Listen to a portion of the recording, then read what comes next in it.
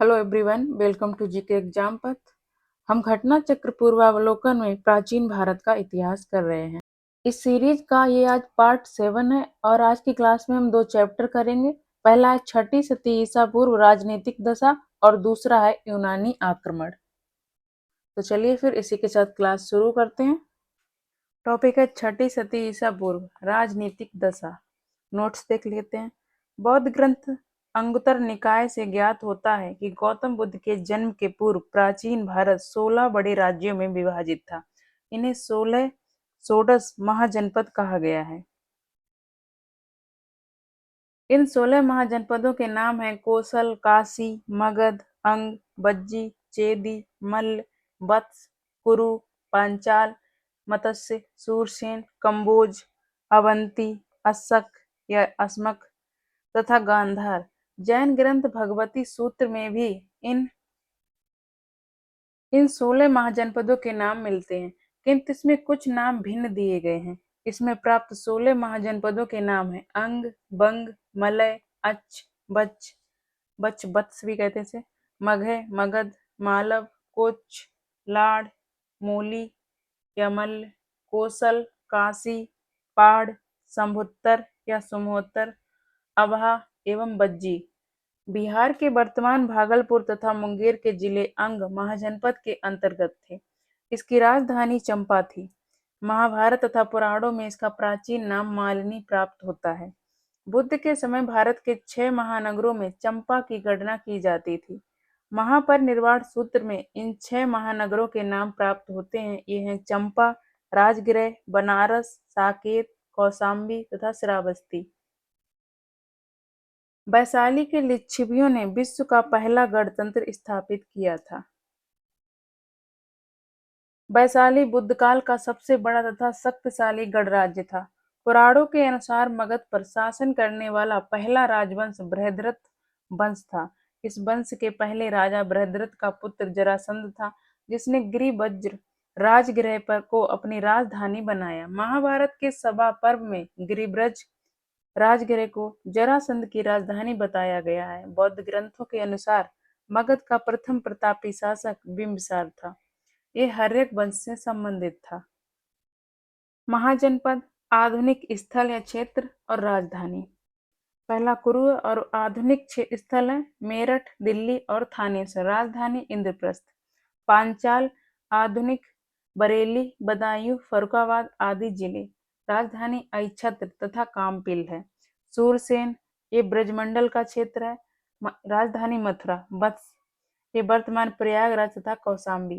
राजधानी कौशाम्बी। कोसल वर्तमान का अवध का क्षेत्र। राजधानी साकेत तथा श्रावस्ती। मल्ल वर्तमान में कुशीनगर, देवरिया आदि जिलों के आसपास का क्षेत्र। राजधानी कुशीनारा और पावा। काशी वाराणसी के समीपवर्ती क्षेत्र। राजधानी वाराणसी। अंग वर्तमान के भागलपुर तथा मुंगेर। राजधानी है चंपा। मगध वर्तमान पटना, नालंदा, गया आदि जिले। राजधानी गिरिव्रज अथवा राजगृह। बज्जी वर्तमान का वैशाली, दरभंगा आदि जिले बिहार में तथा नेपाल का मिथिला क्षेत्र। राजधानी वैशाली। चेदी वर्तमान का बुंदेलखंड क्षेत्र का पूर्वी भाग एवं निकटवर्ती क्षेत्र। राजधानी है सोथी। मत्स्य वर्तमान जयपुर, अलवर एवं भरतपुर। राजधानी विराटनगर। अस्मक गोदावरी नदी घाटी का क्षेत्र। राजधानी पोटन या पोटली। अवंती पश्चिम तथा मध्य मालवा क्षेत्र। राजधानी उज्जैनी तथा महिष्मती। गांधार वर्तमान का पाकिस्तान का उत्तर पश्चिमी भाग तथा अफगानिस्तान का पूर्वी भाग। राजधानी तक्षशिला। कंबोज वर्तमान में जम्मू और कश्मीर का कुछ क्षेत्र एवं हजारा जिला पाकिस्तान का। राजधानी है राजपुर हाटक। काशी का शक्तिशाली शासक ब्रह्मदत्त था। इसने कौशल पर विजय प्राप्त की थी। अंततः कौशल के राजा कंस ने काशी को जीतकर अपने राज्य में शामिल कर लिया। प्रसेन जीत के समय कौशल में काशी अतिरिक्त कपिलवस्तु के शाक्य सम्मिलित थे। शाक्य कौशल की अधीनता स्वीकार करते थे, जबकि पाबा और कुशीनारा के मल्ल स्वतंत्र गढ़ थे। संयुक्त निकाय के अनुसार प्रसेनजीत 5 राजाओं के एक गुट का नेतृत्व करता था। महाकाव्य काल में कोसल राज्य की राजधानी अयोध्या थी। कोसल के प्रमुख नगर श्रावस्ती और अयोध्या थे। बुद्ध काल में कोसल के दो भाग हो गए थे। उत्तरी भाग की राजधानी श्रावस्ती तथा दक्षिणी भाग की राजधानी थी कोसावती।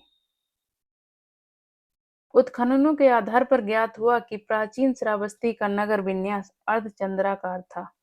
पूर्वी उत्तर प्रदेश के कुशीनगर, देवरिया आदि जिले के निकटवर्ती क्षेत्रों में मल्ल महाजनपद स्थित था। इसके दो भाग थे, एक की राजधानी पावा, फाजिलनगर, उस्मानपुर तथा दूसरे की कुशीनारा एक कसैया थी। 6ठी शताब्दी ईसा पूर्व में आधुनिक बुंदेलखंड के पूर्वी तथा उसके समीपवर्ती भागों में चेदी महाजनपद स्थित था।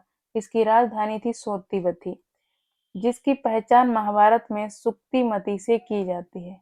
महाकाव्य काल में चेदी का शासक शिशुपाल था, जिसका वध कृष्ण द्वारा किया गया था। प्रयागराज एवं कौशाम्बी जिलों के आसपास के क्षेत्रों में वत्स महाजनपद स्थित था। विष्णु पुराण से ज्ञात होता है कि हस्तिनापुर के राजा निच्चू ने हस्तिनापुर के गंगा के प्रवाह में बह जाने के बाद कौशाम्बी को अपनी राजधानी बनाई थी। बुद्ध काल में यहाँ पौरव वंश का शासन था। यहाँ का शासक उदयन था। बौद्ध भिक्षु पिंडोला ने उदयन को बौद्ध मत में दीक्षित किया था। उदयन वासवदत्ता की दंत कथा उज्जैन से संबंधित है। इस कथा को महाकवि भास ने अपने नाटक स्वप्नवास दत्तम में वर्णित किया है। कुरु महाजनपद मेरठ, दिल्ली तथा थानेश्वर के समीपवर्ती भूभागों में स्थित था। महाकाव्यकालीन हस्तिनापुर नगर इसी राज्य में स्थित था। बुद्ध के समय यहाँ का राजा कौरव्य था। पांचाल महाजनपद आधुनिक उत्तर प्रदेश के बरेली, बदायूं, फर्रुखाबाद आदि के जिलों से मिलकर बनता था। प्रारंभ में इसके दो भाग थे। उत्तरी पांचाल की राजधानी थी अहिच्छत्र तथा दक्षिणी पंचाल की राजधानी कंपिल थी। पांचाल महाजनपद के अंतर्गत कान्यकुब्ज का प्रसिद्ध नगर स्थित था। पांचाल महाजनपद की सीमाएं हिमालय की तलहटी से लेकर दक्षिण में चंबल नदी तक तथा पूर्व में कोसल तथा पश्चिम में कुरु जनपद को स्पर्श करती थी। पांचाल मूलतः एक राजतंत्र था, किंतु ऐसा प्रतीत होता है कि कौटिल्य के समय तक वहां एक गणराज्य हो गया था। मत्स्य महाजनपद राजस्थान के जयपुर क्षेत्र में बसा हुआ था।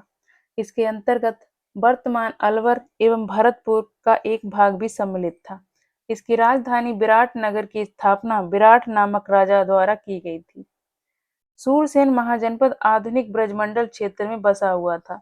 इसकी राजधानी मथुरा थी। प्राचीन यूनानी लेखक इस राज्य को सूरसनोई तथा इसकी इसकी राजधानी को मेथोरा कहते थे। अस्मक महाजनपद गोदावरी नदी के क्षेत्र में स्थित था। महाजनपदों में केवल अस्मक ही दक्षिण भारत में स्थित था। अवंती महाजनपद पश्चिमी तथा मध्य मालवा के क्षेत्र में बसा था। इस महाजनपद के दो भाग थे। उत्तरी अवंती की राजधानी उज्जैनी तथा दक्षिणी अवंती की राजधानी माहिष्मती थी। गौतम बुद्ध के समय यहाँ का राजा प्रद्योत था।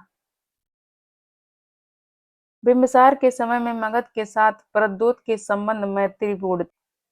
प्रद्योत के पांडु रोग से ग्रसित हो जाने पर बिंबिसार ने अपने राजवैद्य जीवक को उसके उपचार हेतु भेजा था।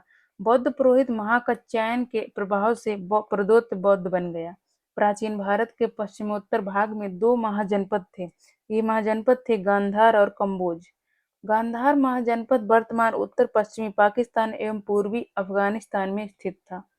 वाल्मीकि रामायण उत्तरकांड से ज्ञात होता है कि तक्षशिला नगर की स्थापना भरत ने की थी। गांधार महाजनपद का पुष्कलावती था। कौटिल्य ने कम्बोजों को वार्ता शस्त्रोपजीवी संघ अर्थात पशुपालन, कृषि, वाणिज्य तथा शस्त्र जीविका चलाने वाला कहा है। प्राचीन समय में कम्बोज अपने श्रेष्ठ घोड़ों के लिए विख्यात था। 16 महाजनपदों में से 4 कोसल, मगध, वत्स तथा अवंती अत्यंत शक्तिशाली थे। 16 महाजनपदों में से 8 वर्तमान उत्तर प्रदेश में स्थित हैं।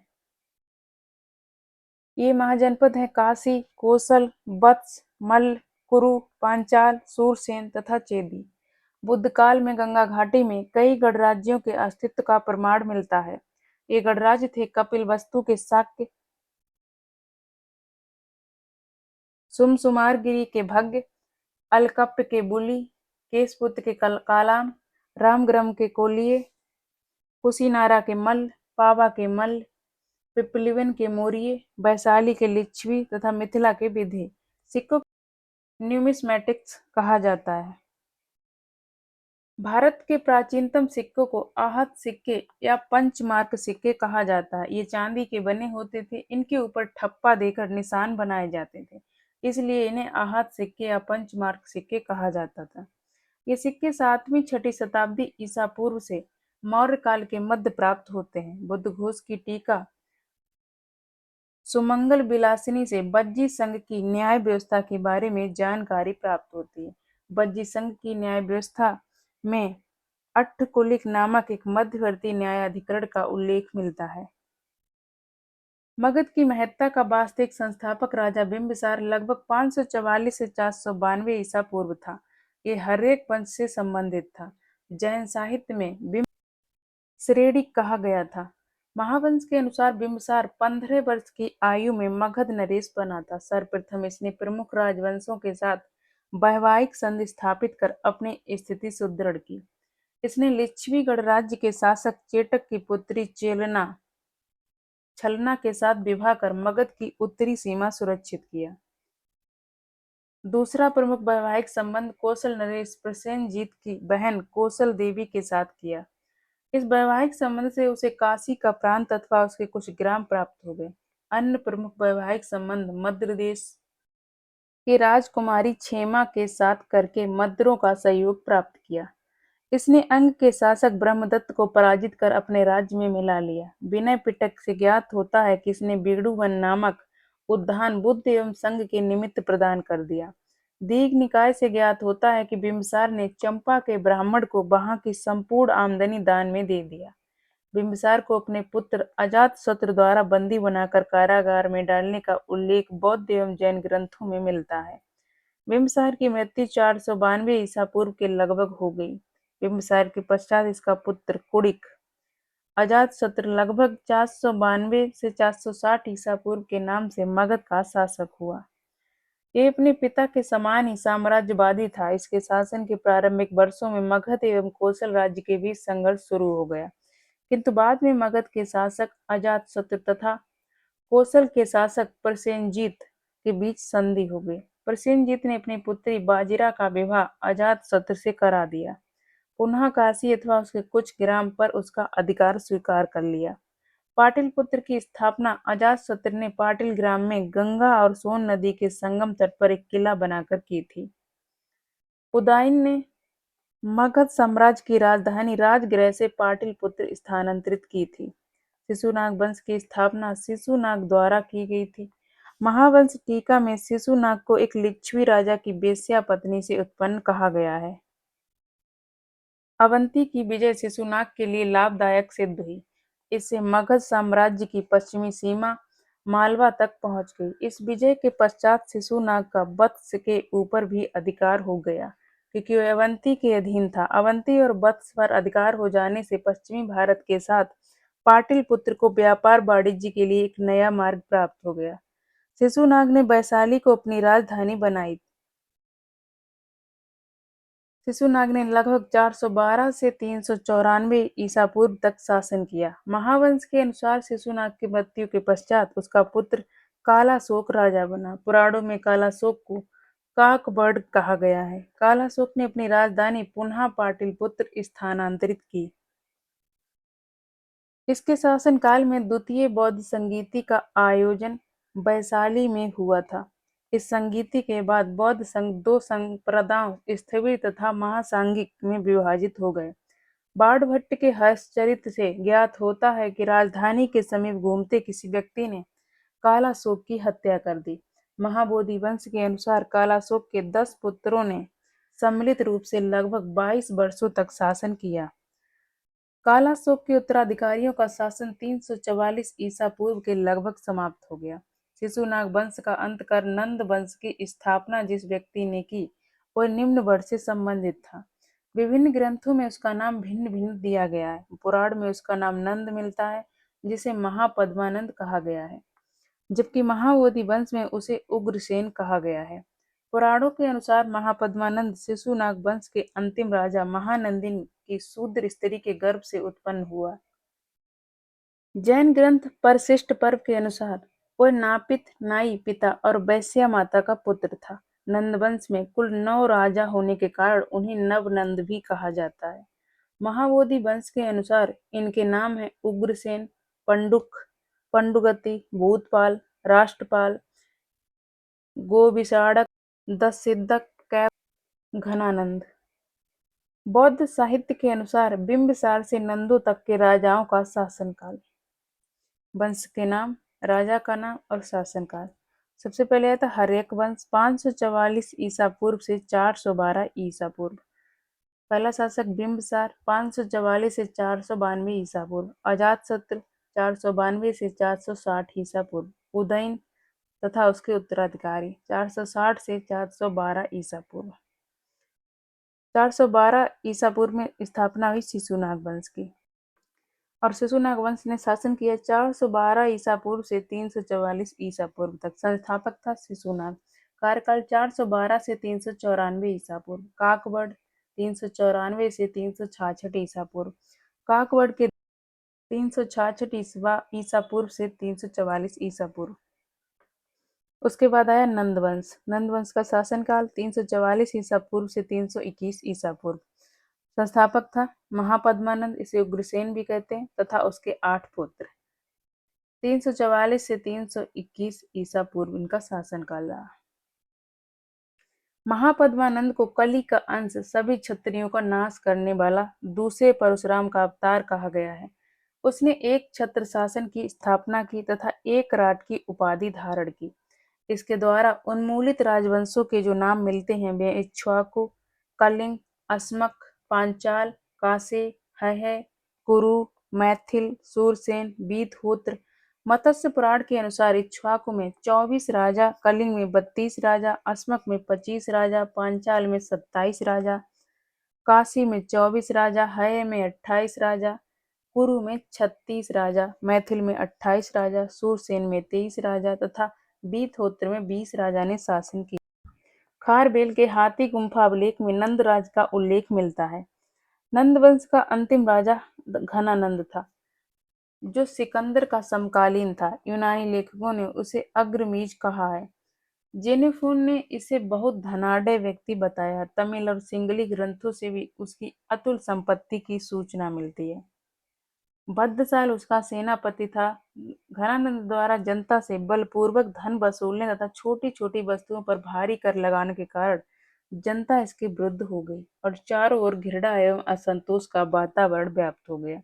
इस स्थिति का लाभ उठाकर चंद्रगुप्त मौर्य ने चाणक्य के सहयोग से घनानंद को पराजित कर मगध में सत्ता स्थापित की और नंद वंश का अंत किया। वर्ष, उपवर्ष, बररुचि, कात्यायन जैसे विद्वानों का जन्म नंद काल में हुआ था। कुछ विद्वानों के अनुसार नंद शासकों का झुकाव श्रमण परंपराओं की ओर था। जैन परंपरा में कल्पक नामक अमात्य का उल्लेख मिलता है। इसकी सहायता से महापद्मानंद ने समस्त क्षत्रियों का विनाश कर डाला था। घनानंद का जैन अमात्य सक्टाल था।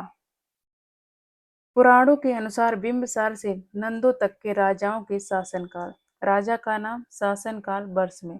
शिशुनाग वंश ने 40 वर्ष शासन किया। काकवड़ 26 वर्ष, क्षेमधर्मन 36 वर्ष, क्षेमजीत 24 वर्ष, बिंबिसार 28 वर्ष, अजातशत्रु 25 वर्ष, दर्शक 25 वर्ष, उदयन 33 वर्ष, नंदीवर्धन 40 वर्ष, महानंदिन 43 वर्ष, महापद्मानंद तथा उसके 8 पुत्र 100 वर्ष, कुछ विद्वानों के अनुसार 40 वर्ष।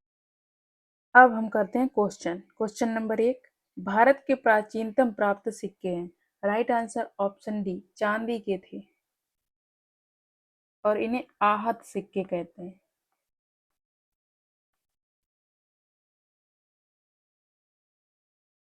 भारत के प्राचीनतम प्राप्त सिक्के आहत सिक्के या पंचमार्क सिक्के थे, जो मुख्यतः चांदी के बने थे। इनके ऊपर ठप्पा देकर निशान बनाए जाते थे, इसलिए इन्हें आहत सिक्के या पंचमार्क सिक्के कहा जाता है।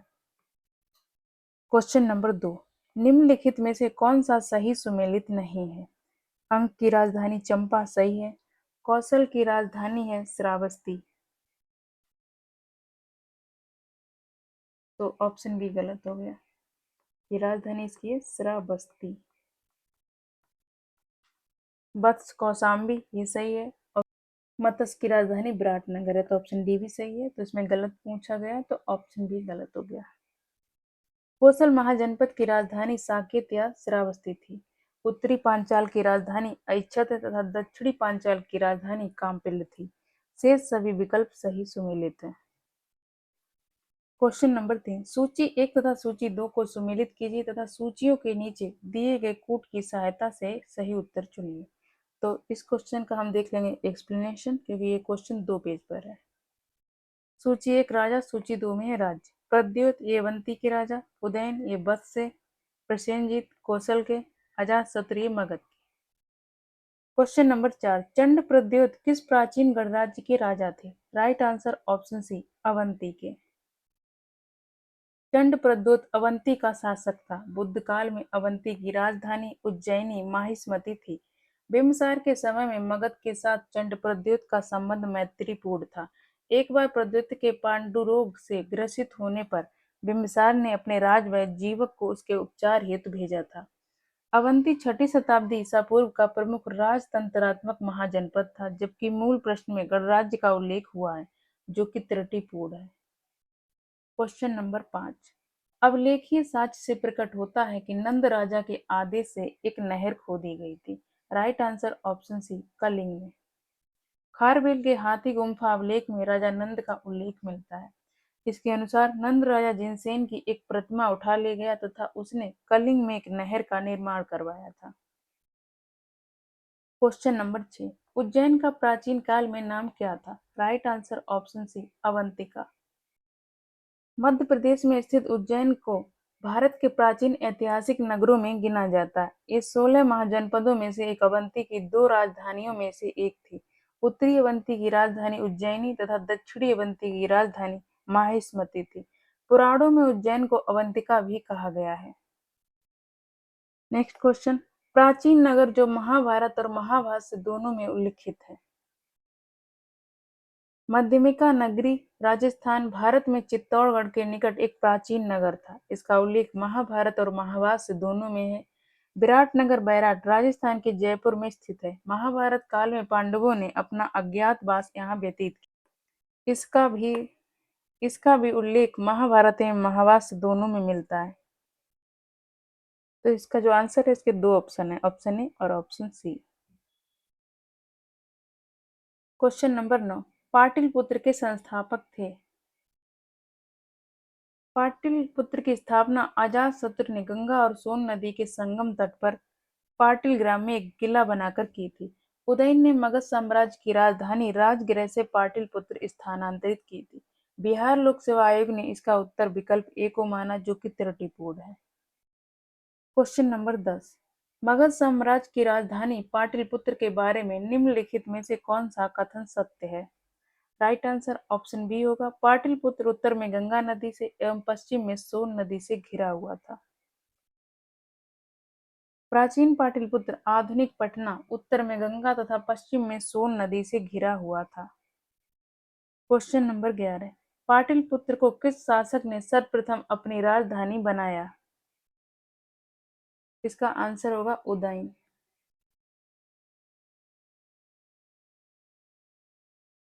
वस्तुतः पाटलिपुत्र की स्थापना गंगा एवं सोन नदी के संगम तट पर हर्यक वंशीय शासक अजातशत्रु ने की थी एवं सर्वप्रथम उदयन ने राजधानी राजगृह से पाटलिपुत्र स्थानांतरित की थी।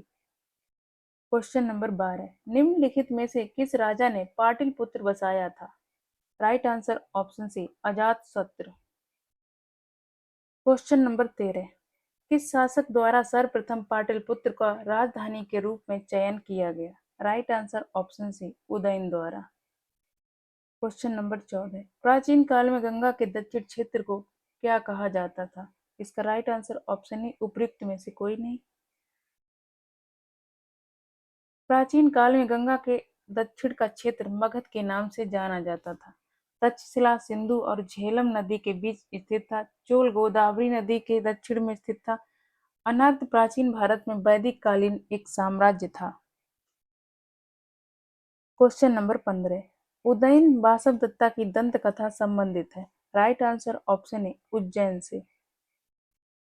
उदयन वासवदत्ता की दंत कथा उज्जैन से संबंधित है। इस कथा को महाकवि भास ने अपने नाटक स्वप्न वासदत्तम में वर्णित किया है।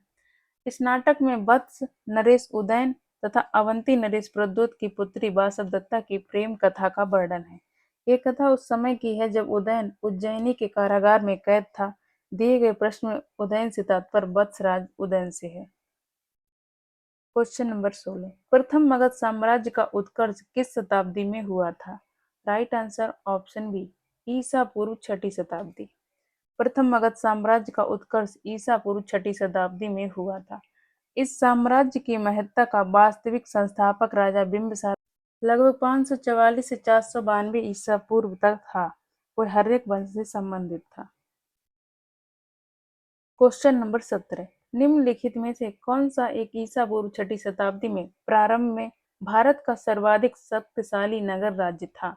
इसका आंसर होगा Magadh. Right answer option D Magadh.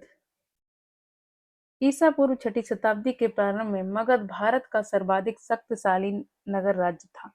कई जातकों में इसके समकालीन शहरों की अपेक्षा इसकी समृद्धि एवं संपन्नता का साक्ष्य मिलता है। मगध की कौशल अंग और काशी के साथ लंबी प्रतिद्वंदिता थी। इनमें सर्वोच्चता के लिए लंबा संघर्ष चला और अंततः मगध सफल रहा। Question number 18। प्रारंभिक गणतंत्र में कौन सा नहीं था? Right answer option C Yaudheya. बुद्धकाल में गंगा घाटी में कई गणराज्यों के अस्तित्व के प्रमाण मिलते हैं, जो इस प्रकार हैं। कपिलवस्तु के शाक्य, सुमारगिरी के भग्य, अलकप्प के बुली, केशपुत्र के कालाम, रामग्राम के कोलिये, कुशीनारा के मल्ल, पावा के मल्ल, पिपलिवन के मौर्य, वैशाली के लिच्छवी तथा मिथिला के विधेय। अतः प्रारंभिक गणतंत्र की सूची में योधेय का उल्लेख प्राप्त नहीं होता है। Question number 19। विश्व का पहला गणतंत्र वैशाली में किसके द्वारा स्थापित किया गया? Right answer option D Lichchhavi के द्वारा। वैशाली के लिच्छवियों ने विश्व का पहला गणतंत्र स्थापित किया था। वैशाली बुद्ध काल का सबसे बड़ा तथा शक्तिशाली गणराज्य था। लिच्छवी बज्जी संघ में सर्व प्रमुख थे। Question number 20। ईसा पूर्व छठी सदी में विश्व की प्रथम गणतंत्रात्मक व्यवस्था कहाँ थी?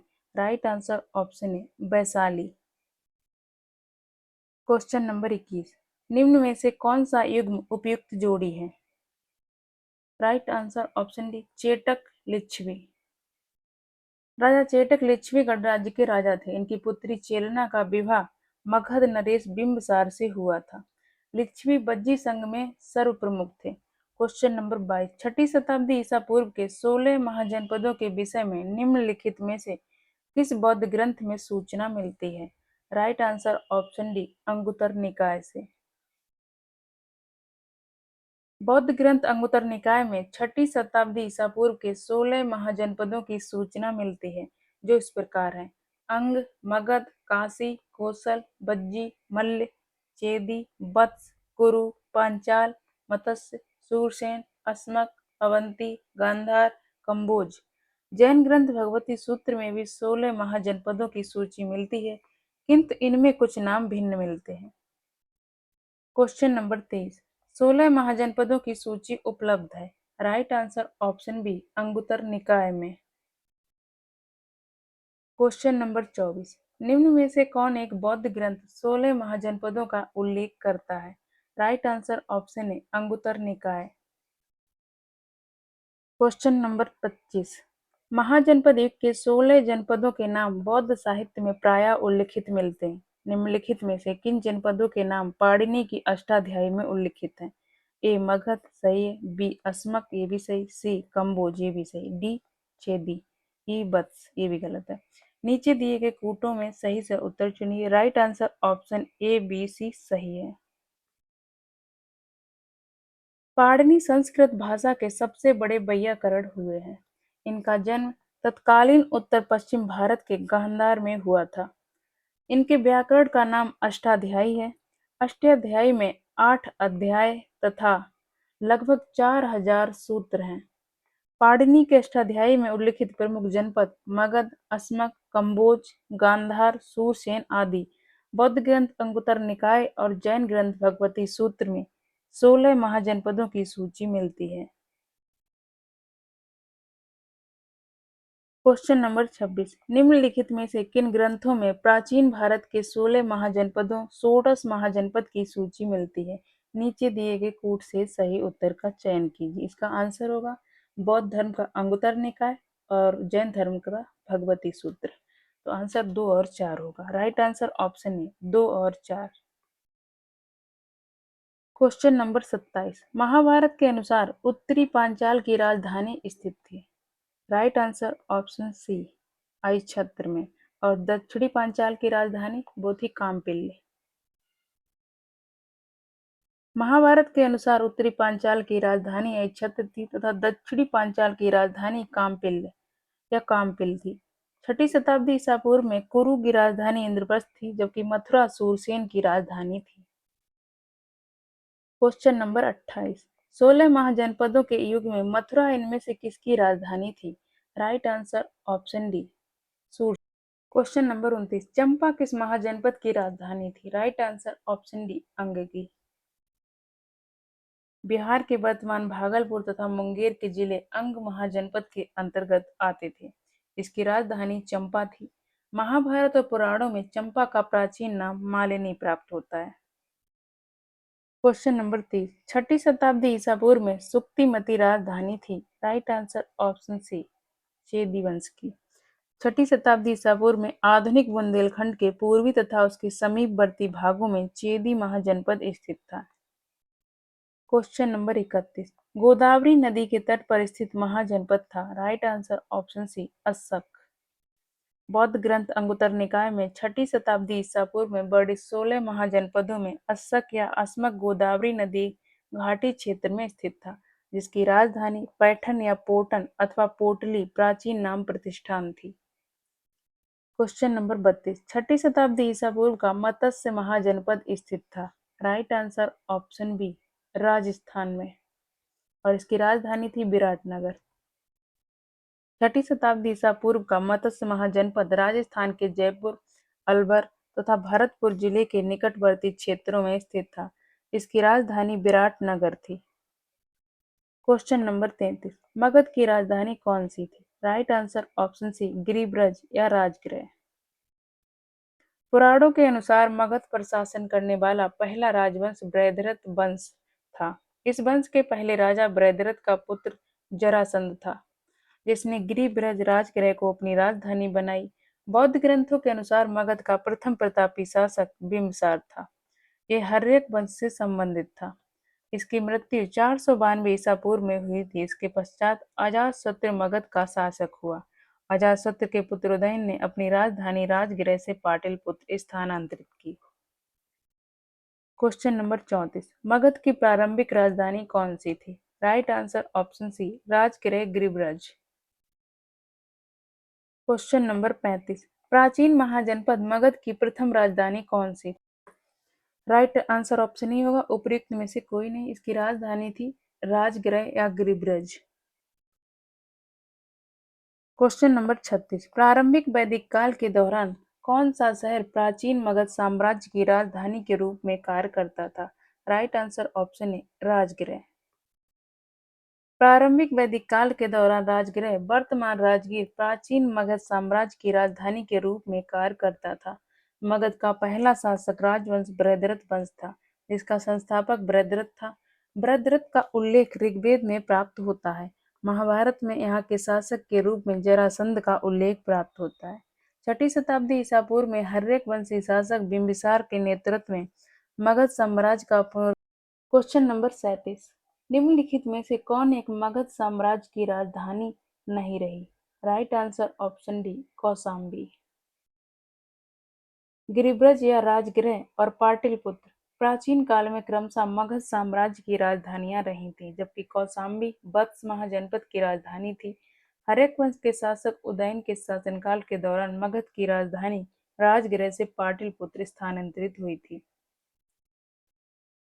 Question number 38। प्राचीन श्रावस्ती का नगर विन्यास किस आकृति का है? राइट आंसर ऑप्शन बी अर्धचंद्राकार। प्राचीन श्रावस्ती की पहचान अलेक्जेंडर कनिंघम ने उत्तर प्रदेश के श्रावस्ती के निकट सहेत महत नामक स्थान से की थी। उत्खननों के आधार पर ज्ञात हुआ है कि प्राचीन श्रावस्ती का नगर विन्यास अर्धचंद्राकार था। Question number 39। मगध के किस प्रारंभिक शासक ने राज्यारोहण के लिए अपने पिता की हत्या की एवं स्वयं इसी कारणवश अपने पुत्र द्वारा मारा गया? Right answer option B Ajatashatru. Magadh का शासक अजातशत्रु 492 से 460 ईसा पूर्व अपने पिता हर्यक वंश के संस्थापक बिंबिसार की हत्या कर राजगद्दी पर बैठा था। इसकी हत्या भी इसके पुत्र उदयन कौशाम्बी के वत्स राजा उदयन से भिन्न ने कर दी थी। Question number 40। निम्नलिखित में से किस महान शासक ने प्राचीन बिहार में हर्यक वंश की स्थापना की थी? Right answer option A Bimbisar ने। Question number 41। अजातशत्रु के वंश का नाम क्या था? Right answer option B Haryanka वंश। Question number 42। राजकुमार जो अपने पिता की मृत्यु के लिए उत्तरदायी था? राइट आंसर ऑप्शन ए अजातशत्रु। Question number 43। किसने मगध साम्राज्य में बज्जीगढ़ संघ को हराकर आत्मसात किया? Right answer option D Ajatashatru ने। वैशाली बज्जी संघ का प्रमुख गणराज्य था। यहाँ के शासक लिच्छवी थे। बिंबिसार के समय से ही मगध एवं बज्जी संघ के मनमुटाव था, जो अजातशत्रु के समय संघर्ष में बदल गया। निर्यावली सूत्र से ज्ञात होता है कि उस समय लिच्छवीगढ़ का प्रधान चेटक था। उसने 9 लिच्छवियों, 9 मल्लों तथा 18 गणराज्यों काशी कौशल को एकत्र करके मगध नरेश के विरुद्ध एक सम्मिलित मोर्चा तैयार किया। भगवती सूत्र से ज्ञात होता है कि अजातशत्रु इन सबका विजेता था। अजातशत्रु ने कूटनीति से काम लिया। पाटिल ग्राम में उसने सुदृढ़ दुर्ग का निर्माण करवाया। तत्पश्चात उसने अपने मंत्री वत्सकार को भेजकर बज्जी संघ में फूट डलवा दी। फलस्वरूप वे परस्पर लड़ने लगे और उनका संगठन कमजोर हो गया। अंततोगत्वा अजातशत्रु ने आक्रमण करा के लिच्छवियों को पराजित किया और उनके भूभाग मगध साम्राज्य में मिला लिया। Question number 44। मालवा क्षेत्र पर मगध की सत्ता का विस्तार निम्न में से किसके शासनकाल में हुआ था? Right answer option D Shishunaga के। पुराणों के अनुसार मगध नरेश शिशुनाग ने अवंती मालवा क्षेत्र को जीतकर मगध साम्राज्य में मिला लिया था। Question number 45। मगध में नंद वंश का संस्थापक कौन था? राइट आंसर ऑप्शन ए महापद्मानंद। मगध पर शिशुनाग वंश के पश्चात नंद वंश का वर्चस्व स्थापित हुआ। नंद वंश का संस्थापक महापद्मानंद अथवा उग्रसेन था। पुराणों में महा सर्व छत्रांतक और अप्रो परशुराम कहा गया है। Question number 46। शिशुनाग वंश के बाद मगध पर किस वंश ने शासन किया? राइट आंसर ऑप्शन सी नंद वंश ने। Question number 47। मगध का कौन सा सम्राट अप्रो परशुराम के नाम से जाना जाता है? Right answer option D Mahapadmananda.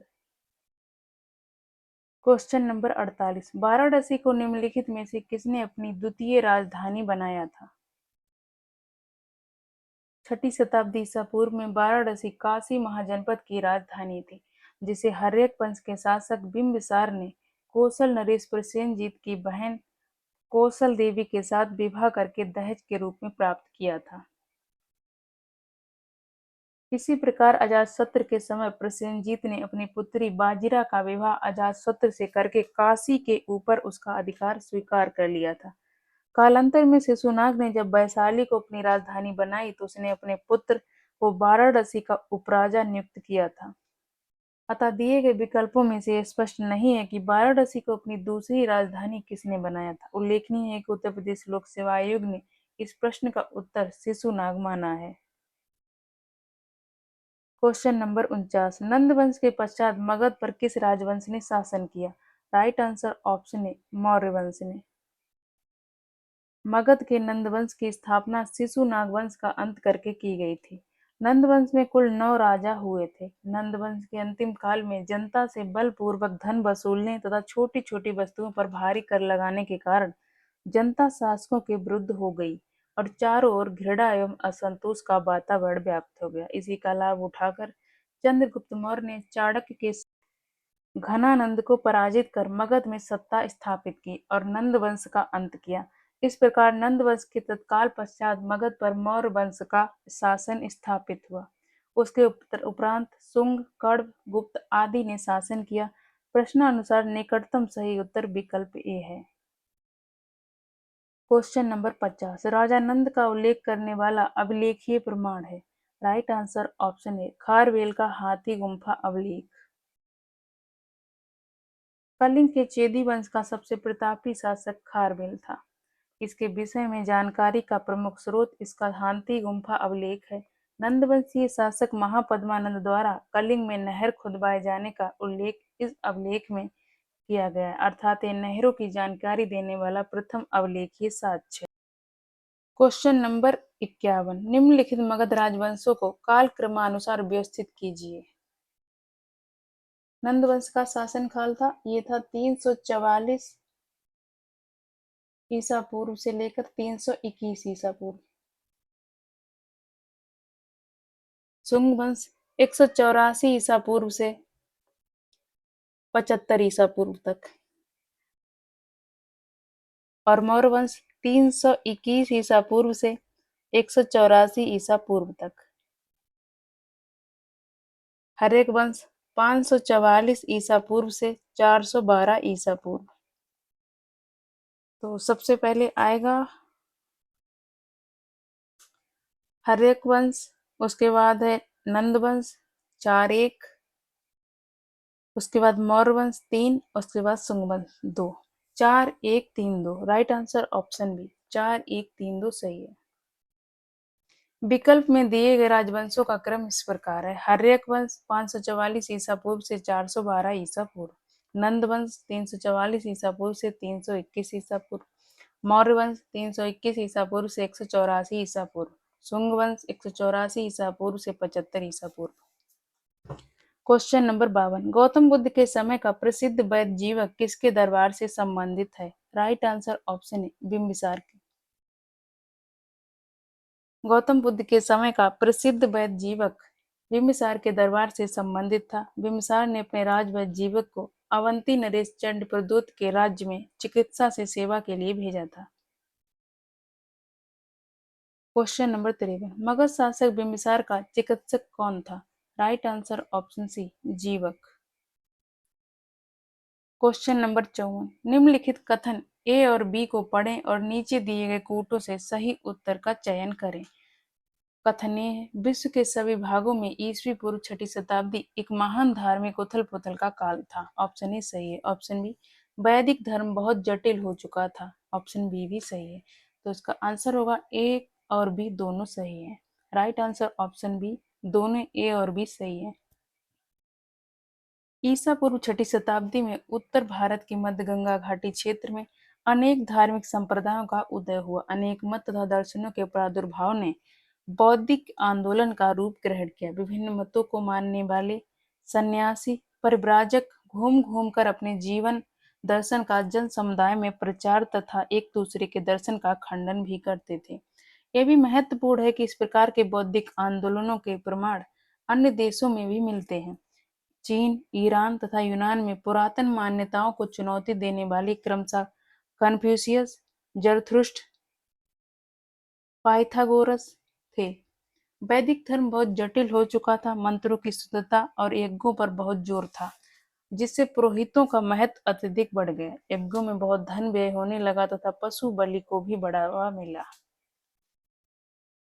Question number 55 Kalpi नगर किस नदी के तट पर स्थित है। Right answer option B Yamuna. Kalpi नगर उत्तर प्रदेश के जालौन जिले में स्थित एक नगर है। यह यमुना नदी के तट पर स्थित है। प्राचीन काल में यह काली प्रियानाथ या काली प्रिया नगरी के नाम से विख्यात थी। समय के साथ नाम संक्षिप्त होकर कालपी हो गया। यह 4वीं सदी में राजा वसुदेव द्वारा बसाया गया था। Question number 56। सूची 1 तथा सूची 2 को सुमेलित कीजिए तथा नीचे दिए गए कूट से सही उत्तर चुनिए। सूची 1 में उत्तर प्रदेश के प्राचीन जनपद, सूची 2 राजधानी।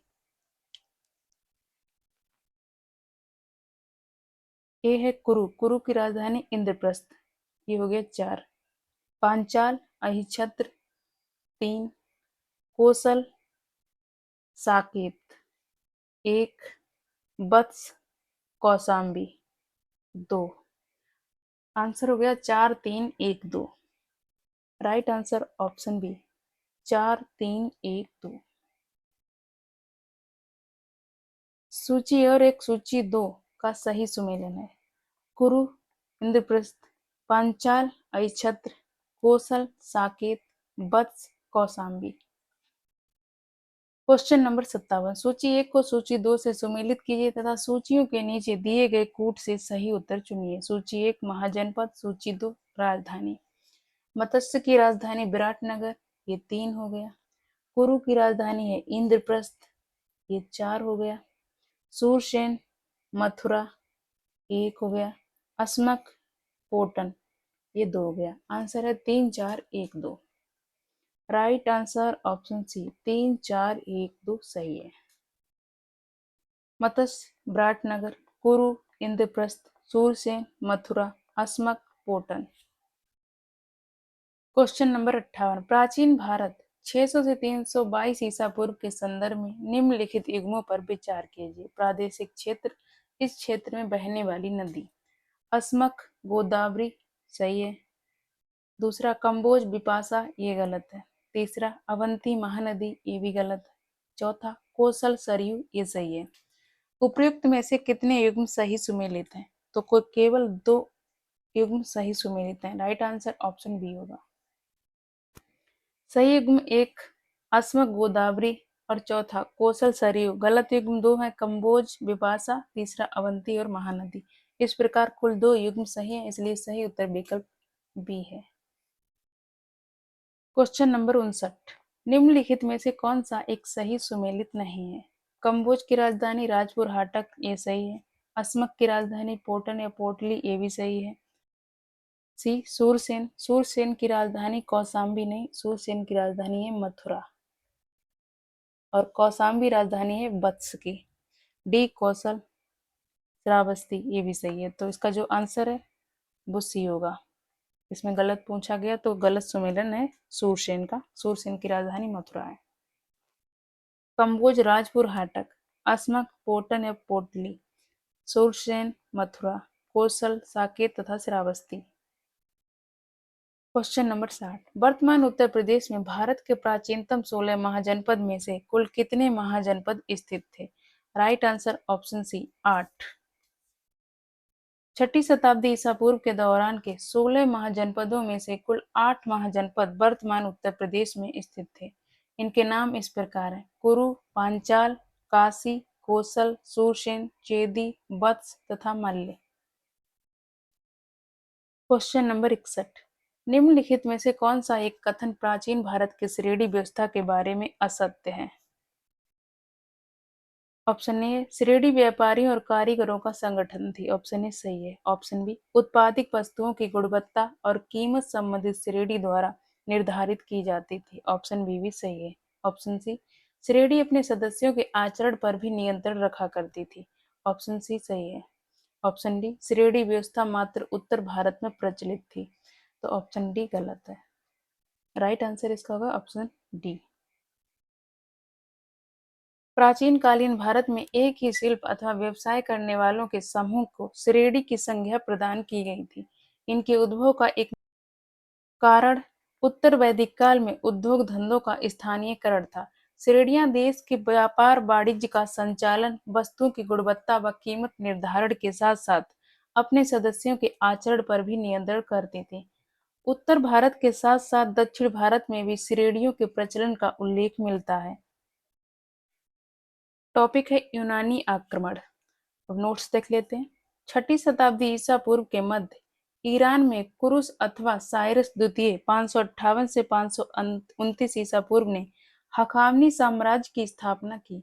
बेहिस्तून अभिलेख द्वारा पर्सपोलिस तथा नक्श रुस्तम में दारा प्रथम 522 से 486 ईसा पूर्व के साथ साथ उसके उत्तराधिकारियों के भी अभिलेख मिलते हैं। इनसे भारत-पारसिक संबंधों के विषय में महत्वपूर्ण सूचना प्राप्त होती है। दारा प्रथम के साम्राज्य के 23 प्रांतों का उल्लेख उसके बेहिस्तून अभिलेख में हुआ है। हेरोडोटस के विवरण से ज्ञात होता है कि भारत दारा के साम्राज्य का 20वां प्रांत था। दारा को इस प्रांत से 360 टैलेंट स्वर्ण धूलि की आय प्राप्त होती थी। टेसियस अर्थक्षेत्र द्वितीय का राजवैद्य था। पारसिक संपर्क के परिणाम स्वरूप भारत के पश्चिमोत्तर प्रदेशों में खरोष्ठी नामक नई लिपि का जन्म हुआ, जो ईरानी अरामेइक लिपि से उत्पन्न हुई थी। पारसिक या ईरानी स्वर्ण मुद्रा डेरिक तथा रजत मुद्रा सिंगलोई कहलाती थी। ईरानी सिक्के सिंगलोई पश्चिमोत्तर प्रांत में प्रचलित थे। महापद्मानंद के उत्तराधिकारियों की संख्या पुराणों तथा बौद्ध ग्रंथों में 8 मिलती है। इस वंश का अंतिम शासक घनानंद था, जो सिकंदर का समकालीन। उसे यूनानी लेखकों ने अग्रमीज कहा है। जेनोफोन उसे बहुत धनाढ़ व्यक्ति बताता है। भद्दसाल उसका सेनापति था। सिकंदर मैसिडोनिया के राजा फिलिप द्वितीय का पुत्र था। हकामनी साम्राज्य को ध्वस्त करने के पश्चात 327 ईसा पूर्व में एक विशाल सेना के साथ सिकंदर भारतीय विजय के लिए चला। लगभग 2 वर्ष के अभियान के पश्चात 325 ईसा पूर्व में सितंबर माह में सिकंदर ने पाटल से वापस यूनान को प्रस्थान किया। डॉक्टर हेमचंद राय चौधरी ने 28 स्वतंत्र शक्तियों का उल्लेख किया, जो उस समय पंजाब तथा सिंध के प्रदेशों में विद्यमान थी। सिकंदर के आक्रमण के समय अश्वक एक सीमांत राज्य था, जिसकी राजधानी मशक थी। यूनानी लेखकों के अनुसार सिकंदर के विरुद्ध हुए युद्ध में बड़ी संख्या में पुरुष सैनिकों के मारे जाने के पश्चात यहाँ की स्त्रियों ने शस्त्र धारण किया था। इसी विवरण से पता चलता है कि सिकंदर ने इस नगर की अनेक स्त्रियों को मौत के घाट उतार दिया था। पोरस राज्य झेलम और चेनाब नदी के बीच बसा हुआ था। सिकंदर ने झेलम नदी के तट पर पुरु को पराजित किया, परंतु उसकी वीरता से प्रभावित होकर सिकंदर ने उसे अपना मित्र बना लिया तथा उसे अपना राज्य और कुछ नए इलाके प्रदान किए। सिकंदर ने 2 नगरों निकैया तथा बुकफला की स्थापना की।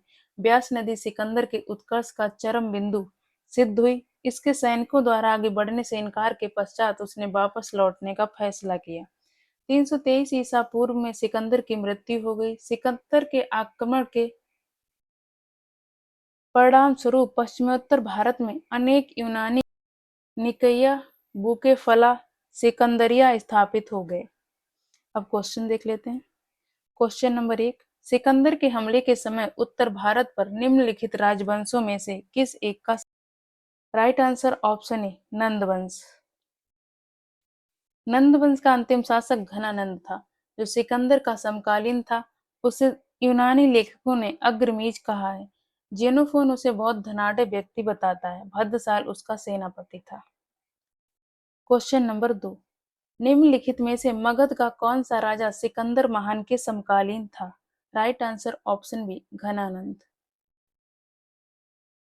क्वेश्चन नंबर 3, निम्नांकित कथनों पर विचार कीजिए।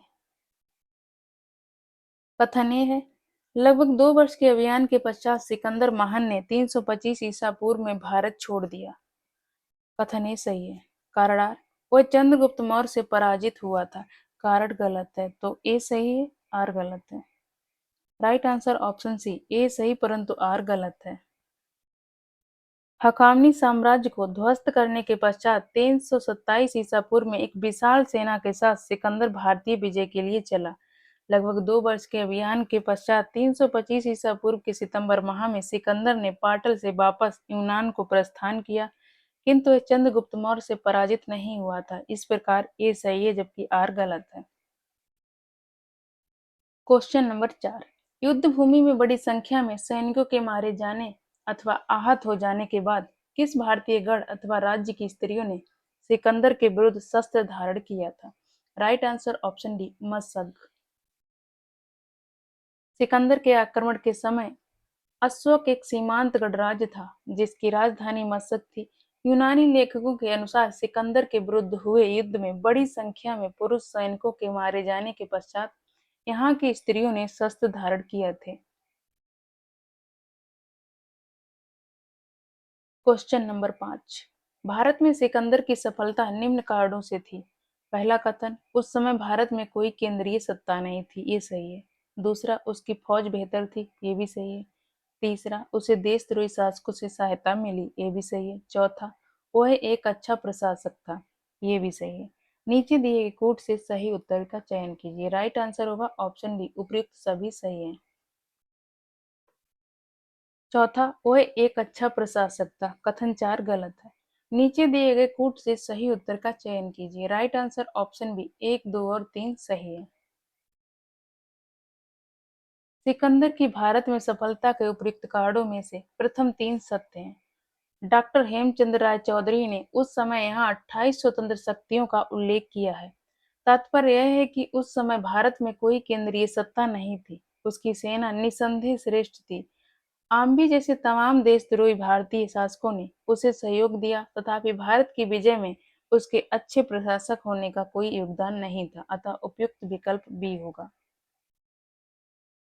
Question number 16। उस वीर भारतीय राजा का नाम बताइए जिसे सिकंदर ने झेलम के तट पर पराजित किया था। राइट आंसर ऑप्शन बी, पुरु पोरस। सिकंदर ने झेलम नदी के तट पर पुरु पोरस को पराजित किया, परंतु उसकी वीरता से प्रभावित होकर सिकंदर ने उसे अपना मित्र बना लिया तथा उसे अपना राज्य और कुछ। Question number 7। निम्नलिखित में से कौन सिकंदर के साथ भारत में नहीं आया था? राइट आंसर ऑप्शन सी, डायमेकस। डायमेकस सिकंदर के साथ भारत नहीं आया था। स्ट्रैबो के अनुसार सीरिया के राजा एंटियोकस ने डायमेकस नामक अपना एक राजदूत बिंदुसार की राज्यसभा में भेजा था।